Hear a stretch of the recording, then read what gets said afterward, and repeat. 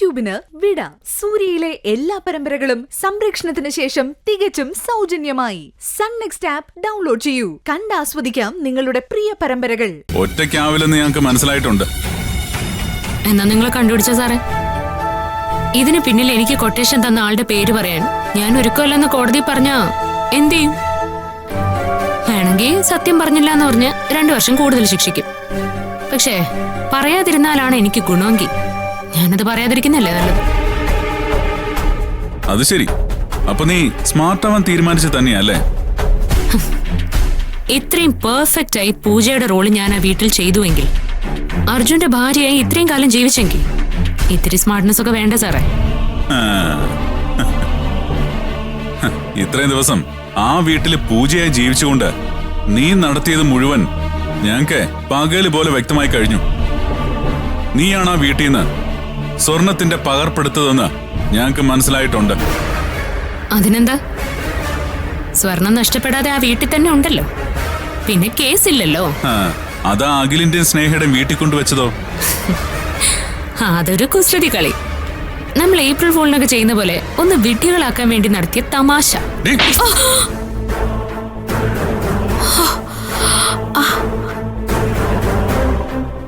തമാശ പറയാനും കളിപ്പിക്കാനും ഇതെന്താടി നിന്റെ അമ്മായിയുടെ വീടാണെന്ന് കരുതിയോ നീ? അർജുനെയും പൂജയെ ആക്സിഡന്റിൽ പെടുത്തി പൂജയെ കിഡ്നാപ്പ് ചെയ്തത് നീയാണ്. അതിനുശേഷം നീ പൂജയുടെ മുഴുവൻ മാനരസങ്ങളും പഠിച്ച് അർജുന്റെ വീട്ടിൽ പൂജയായി ചെന്ന് കയറി പൂജയുടെ പേരിലുള്ള മുഴുവൻ സ്വത്തുക്കളും കൈവശപ്പെടുത്തുകയായിരുന്നു ലക്ഷ്യം. അത് ആദ്യം തിരിച്ചറിഞ്ഞത് അഡ്വക്കേറ്റ് നന്ദഗോപൻ.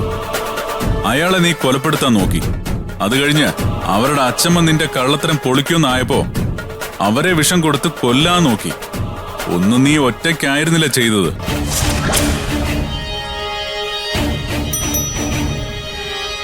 അവരെയും കൊണ്ടുപോടോ. സർ, നിന്റെ മുഴുവൻ കള്ളത്തരങ്ങളും ക്രൈമും ആരൊക്കെ കൂടി പ്ലാൻ ചെയ്താണെന്ന് ഞാനിപ്പോ കാണിച്ചു തരാം.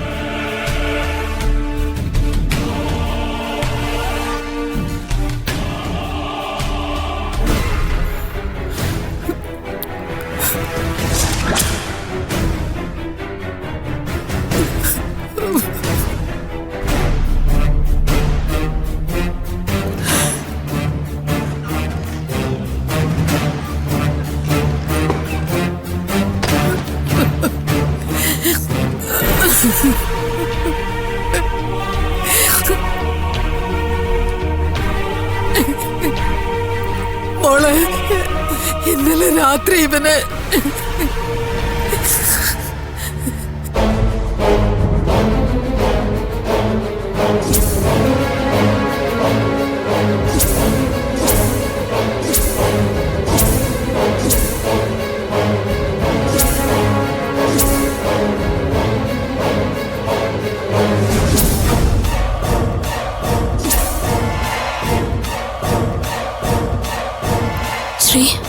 ഏയ്,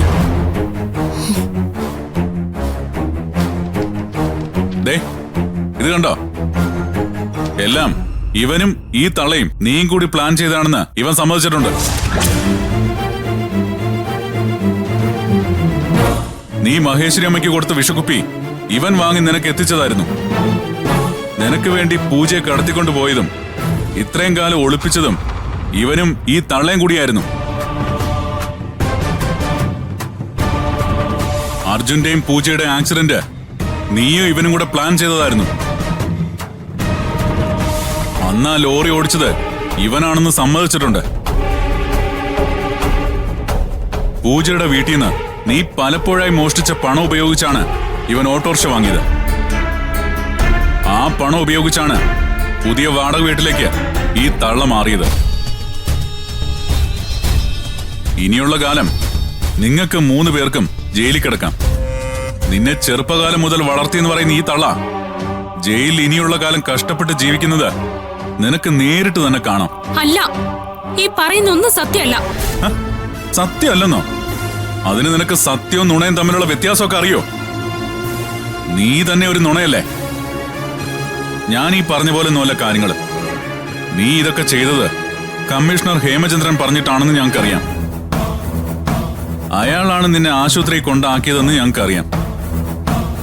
അർജുന്റെ ആക്സിഡന്റിന് പിന്നിലും അയാളാണെന്ന് ഞങ്ങൾ വ്യക്തമായിട്ട് കണ്ടെത്തിയിട്ടുണ്ട്. പക്ഷേ അത് നിന്റെ വായിൽ നിന്ന് ഞങ്ങൾക്ക് കിട്ടണം. ഇനി പറ, എന്താണ് ശരിക്കും സംഭവിച്ചത്?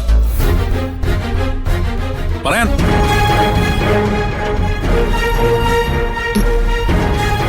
ഞാൻ പറയാം.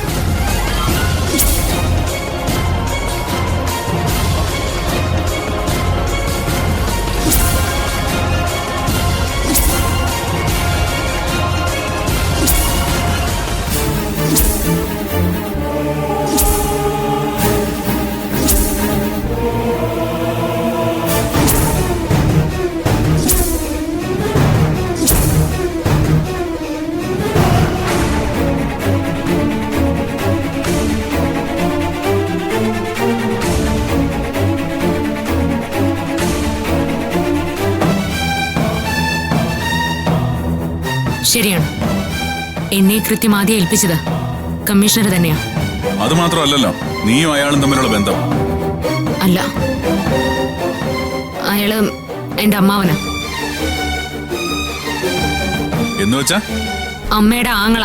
അത് ആദ്യമേ നിനക്ക് അറിയായിരുന്നോ? ഇല്ല, എനിക്കത് പിന്നീട് മനസ്സിലായത്. കമ്മീഷണർ ആദ്യം എന്താ പറഞ്ഞത്? എനിക്ക് പൂജയുടെ ഫോട്ടോസ് കാണിച്ചു തന്നു. ആ പെൺകുട്ടി മരിച്ചു പോയെന്നും അത് ആ വീട്ടുകാര് അറിയുന്നതിന് മുമ്പ് ആ പെൺകുട്ടിയായി അവിടേക്ക് പോണമെന്നും പറഞ്ഞു. അതിനുവേണ്ടി പൂജയുടെ വീഡിയോസും മറ്റും കാണിച്ചെന്ന് പ്രാക്ടീസ് ചെയ്യിപ്പിച്ചു. ഹെൽപ്പ് ചെയ്യാൻ വേറെ ആരെങ്കിലും ഉണ്ടായിരുന്നോ? അയാളോടൊപ്പം ജയിലിൽ പോയൊരു പെൺകുട്ടിയെ കണ്ടിരുന്നു. ആരെ? ഒരു പ്രിയേ.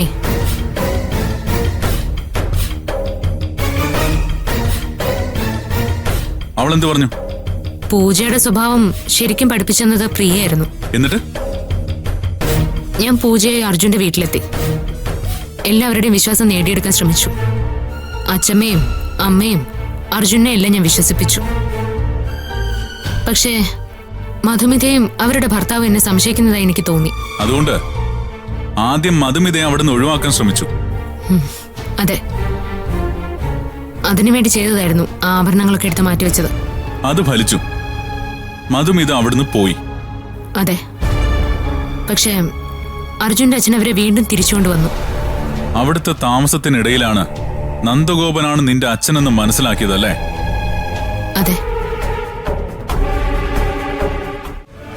അയാളെ കൊല്ലാനുള്ള ദൗത്യമായിട്ട് എന്നെ കമ്മീഷണർ അവിടേക്ക് അയച്ചതിനും അത് തന്നെയാണ് കാരണം.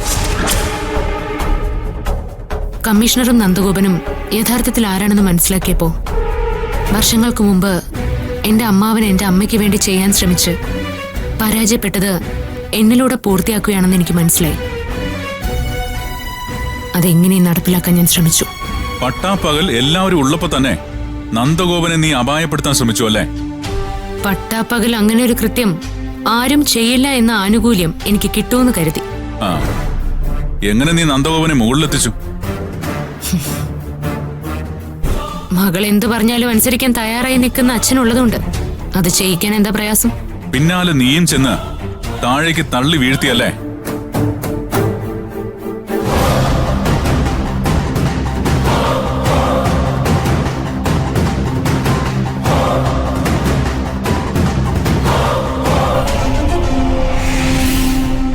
അപ്പോഴേക്കും പൂജയെ നീ തടവിലാക്കായിരുന്നല്ലേ? എന്നെക്കുറിച്ചുള്ള വിവരങ്ങളൊക്കെ മനസ്സിലാക്കാൻ തുടങ്ങിയപ്പോഴാ ഞാൻ അമ്മയും മറ്റും അന്വേഷിച്ചത്. എന്നെ പോലൊരാള് അവിടെ ആ വീട്ടിൽ ഞാനായിട്ട് താമസിക്കുന്നുണ്ടെന്ന് ഞാൻ അറിഞ്ഞു. അത് പൂജയാന്ന് എനിക്ക് മനസ്സിലായി. അവളെ അവിടെ നിന്ന് ഒഴിവാക്കാൻ അമ്മയുടെ ഇപ്പോഴത്തെ ഭർത്താവും മകനും കൂടി ശ്രമിക്കുന്നുണ്ടെന്ന് എനിക്ക് മനസ്സിലായി. അത് മുതലെടുത്ത് ഞാൻ അവളെ എന്റെ കയ്യിലെത്തിച്ചു.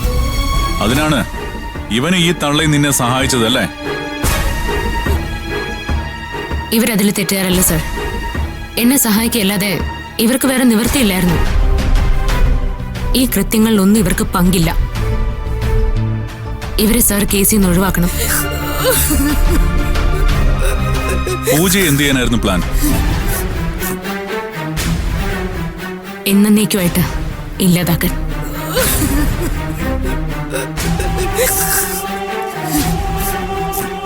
ശേഷകാലം പൂജയായി ജീവിക്കാന്ന് നീ കരുതിയല്ലേ? അതെ. അവളുടെ അടുത്ത ആളുകളെ ഓരോരുത്തരെ ഇല്ലാതാക്കിയ ഞാൻ എല്ലാ കാലത്തും പൂജയാവൂന്ന് കരുതി. കേട്ടില്ലടാ, പ്രേമം കൊണ്ട് നീ എന്തും ചെയ്തു കൊടുക്കാൻ തീരുമാനിച്ച പെണ്ണിന്റെ സ്വഭാവം കണ്ടില്ലടാ. എന്നേക്കുമായി ഇവള് നിന്നെയും തേക്കാൻ ശ്രമിക്കുകയായിരുന്നു. മഹേശ്വരി അമ്മയെ കൊല്ലാൻ ശ്രമിച്ചതോ? എല്ലാ കണക്കൂട്ടിലും തെറ്റിച്ചുകൊണ്ട് പൂജ എന്റെ കയ്യിൽ നിന്ന് രക്ഷപ്പെട്ടു. അതോടെ എനിക്ക് പകയായി. പോലീസിൽ അകപ്പെടും മുമ്പ് അവൾക്ക് കൊടുക്കാവുന്ന ഏറ്റവും വലിയ ശിക്ഷ ആ വീട്ടിൽ ആരുടെയെങ്കിലും മരണമാണെന്ന് എനിക്ക് തോന്നി. അതിലേറ്റവും എളുപ്പം ആ തള്ളെ തീർക്കാനാണെന്ന് മനസ്സിലായി. 2 കൊലപാതക ശ്രമങ്ങൾ, തട്ടിക്കൊണ്ടുപോകൽ, മോഷണം, ആൾമാറാട്ടം. കൊല്ലം കുറെ നീ അകത്ത് കിടക്കേണ്ടി വരും. ആവട്ടെ സാറേ, സാർ എന്നെ അറസ്റ്റ് ചെയ്തേക്ക്. പക്ഷേ കൂട്ടത്തിൽ ഇവർക്ക് പങ്കുണ്ടെന്ന് എഴുതി ചേർക്കരുത്. സാറ് പറഞ്ഞാൽ ശരിയാ, ഇവൻ എന്നോട് ഇഷ്ടമായിരുന്നു. പക്ഷേ എനിക്കിഷ്ടം എന്നും കാശിനോടും സ്വത്തിനോടും മാത്രമായിരുന്നു.